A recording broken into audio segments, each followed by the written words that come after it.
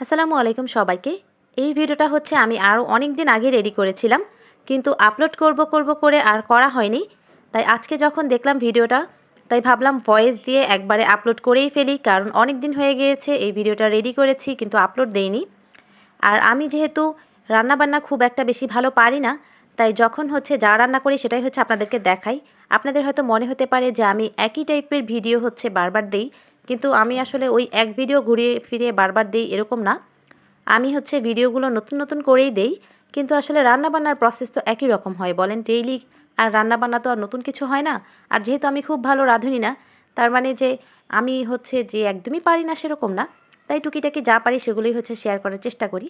তবে নতুন কিছু যে আবিষ্কার করে তারপর আপনাদেরকে দেখাবো, সেটা আসলে আমার পক্ষে এখনই সম্ভব না। হয়তো আস্তে আস্তে চেষ্টা করলে পারবো। তাই আমার ডেইলি লাইফের ব্লগ যেহেতু আমি দেই না, তাই সবার মতো হচ্ছে ঘর ঝাড়ু, ঘর মোছা এগুলো তো আমি দেখাতে পারি না, তাই হাতে খুব বেশি ভিডিও থাকেও না। তাই যেটা হাতে থাকে রান্নাবান্নার ভিডিও সেটাই হচ্ছে আপনাদের সাথে শেয়ার করি।